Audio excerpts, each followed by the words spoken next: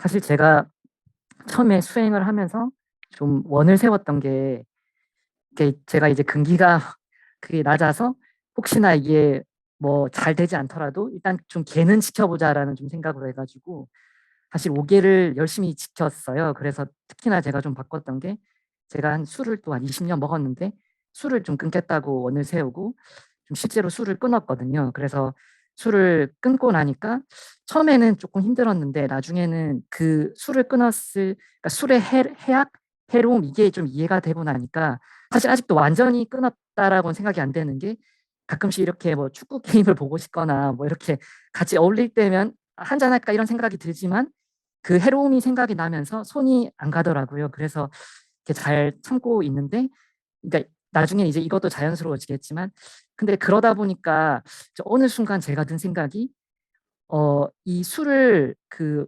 먹는 것, 행위들, 그리고 막 이렇게 길을 가다 사람들이 이렇게 왁자지껄 술 먹고 있는 걸 봤을 때 좀 싫어하는 마음이 좀 들어요. 근데 이게 사실 저는 이제 불교를 믿고 나서부터 항상 그 저희가 뭐 사무리양심이나 좋은 마음만 생각을 했는데, 이게 좀 뭔가 좀 부정적인 것 같은 그런 싫어하는 마음이 올라와서 되게 많이 놀랬었거든요. 그래서 제가 이거를 곰곰이 좀 생각을 해보니까, 어쩌면은 이게 이걸 멀어뜨리려고 하는 거에 어떤 방어 기제일 수도 있겠지만, 내가 조금 약간 이거 개를 잘 지키고 있는 거에 좀 우쭐해하나? 약간 좀 이런 좀 생각도 음. 들고, 그래서 이게 아니면 스님이 얘기했던 그 여모의 마음인가? 이게 막 이런 생각도 들면서 약간 좀 갈피를 못 잡겠더라고요. 그래서 그런 것이 조금 궁금했었고, 두 번째는 사실 좀 개를 지키는 것들이 조금 탄력이 붙었다고 하면 좀 그렇지만, 이런 것들에 좀 이로움을 이해를 하고 나니까 5개를 지켰으면 8개도 한번 좀 지켜볼까? 이런 생각도 들면서 동시에 내가 너무 이 계율에 집착하고 있는 거 아닌가? 사실 그거보다 더 중요한 게 있을 텐데, 이런 좀 생각도 들어서 앞으로 좀 재청정을 어떻게 좀 더 잘하면 좋을지, 그거에 대해서 좀 가르침을 듣고 싶습니다. 예, 일단 그 20년 동안 먹던 술을 끊은 건 아주 잘하신 그 대단한 일입니다. 그 술이라는 게 불교에서 이제 계율 중에서 이게 엄주계를 불엄주를 강조하는 이유가, 불교 수행은 지혜를 닦는 게 되게 중요하거든요. 근데 술을 마시면은 의식이 둔해지잖아요. 그러니까 이게 지혜가 없어지게 하는 데 있어서 굉장히 그 큰 요인이 되거든요. 그리고 이제 술을 마시면 또 뭐 다른 또 앞에 4가지 계율을 다 어길 수 있는 조건이 될 수 있기 때문에, 그래서 이건 술을 마시면 그 사람 스스로도 술을 먹었을 때와 안 먹을 때의 정신 상태가 다른 걸 명확히 이해하게 될 거예요, 아마. 그래서 이제 그 계 지키는 거는 뭐 말할 것도 없이 좋은 건데, 거기에 왜 그런 게 이제 남을 보고 싫어하는 마음이 생겼냐 하면, 그 사람 스스로가 이제 이 계를 지키면서 이런 좋은 게 있으니까 계를 지켜야 된다는 그런 이제 그거 자체는 되게 의미가 있고 중요한 건데, 내가 거기에 집착하다 보면 내가 하는 걸 저 사람도 해야 된다고 약간 강요하거나, 그거를 이제 내가 집착하는 그게 타인이 안 했을 때 화가 날 수 있어요. 그걸 그냥 그 사람은 이제 그 사람 수행을 위해서 그 계를 지키는 건 아주 바람직한 건데, 그렇다고 해서 남이 안 지킨다고 화를 낸다는 건 거기에 내가 지켜야 된다는 견해나 그런 집착이 달라붙어서 그래요. 아니면 그 사람 말씀대로 약간 나는 너하고 달리 계를 잘 지키는데 너는 왜 안 지켜? 이렇게 약간 우쭐한 마음이 들어갈 수도 있고, 중요한 거는 그거에 대해서 집착을 하면 그럴 수가 있어요. 그러니까 부처님을 한번 예를 들어보면, 부처님께서는 번뇌가 없고 계도 잘 지키고 항상 진짜 이상적인 삶을 사시는데, 그렇지 않은 사람들을 많이 보셨을 거 아니에요. 그렇다고 왜 화를 안 냈겠어요? 근데 화를 한 번도 안 냈잖아요.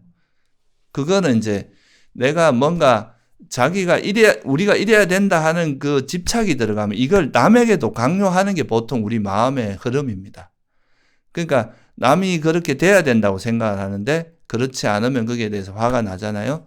그러니까 그 사인께서 계를 지키는 거는 뭐 말할 수 없이 좋은 건데, 그렇다고 해서 그거에 대해서 집착하고 남에게까지 그걸 해야 된다고 이런 마음을 버리면 됩니다. 그걸 안 하면 남이 그렇게 해도 뭐 그거는 또 그분의 선택이잖아요. 내가 계를 지키는 걸 선택했듯이 타인도 그걸 선택할 자유는 있어요. 그러다가 당신이 힘들고 그러면 또 와서 당신 좋은데 이런 거 왜 어떻게 해서 그래 좋아졌냐 물어볼 때 이렇게 하니까 좋아진다 해서 그 알려줄 수는 있지만 그걸 하고 안 하고는 그분의 마음이지 그걸 강요할 수 있는 건 아니잖아요. 그죠? 그러니까 그거에 대해서 이제 내가 계를 지키되 남에게 그런 거를 강요하거나 다른 사람도 그래야 된다고 이런 생각을 하지 않으면 그게 문제가 없는 거죠. 근데 보통 이제 수행을 하다 보면 그렇게 되기가 쉬워요. 왜 저 사람들은 수행이 이렇게 좋은데 왜 안 하냐 하고 안 하는 사람들에 대해서 좀 약간 이제 불만을 가지는 이런 방식으로 흘러가기 쉬운데 그거는 내가 이래야 된다는 견해에 대한 집착이 있어서 그런 거다. 이렇게 보시면 좋을 것 같고. 그리고 개는 이제 이익을 보셨듯이 부처님께서도 그거는 개의 이익은 굉장히 강조를 하신 거고 또 수행하는데 굉장히 큰 도움이 되니까 개를 그 사람 스스로 지켜나가는 거는 충분히 의미가 있고요. 그리고 팔개도 지키겠다고 팔개가 이제 주로 오불식이 들어가거든요. 그리고 이제 뭐 음악이나 춤추고 이런 거 안 하는 거. 그리고 이제 넓고 높은 침대에서 잠자지 않는 거 이런 것들인데 그거는 그 사장님께서 뭐 8개를 한 달 내내 지키는 거는 뭐 쉽지 않을 수도 있는데 뭐 생각날 때 한 달에 뭐 한 몇 번이라도 8개를 한번 지켜보는 거는 상당히 의미가 있습니다. 그래서 개를 잘 지키고 이제 그거를 내 수행에 이익이 있다고 생각해서 그렇게 노력하는 거는 아주 유익한 일인데 그거를 타인이 안 한다고 해서 싫어하거나 이런 마음을 일으키는 거는 이제 그 사람이 그렇게 해야 된다는 그거에 대한 견해가 좀 생겨서 집착이 생겨서 그런 거다. 이렇게 이해하시면 좋을 것 같아요. 네, 스님 감사합니다.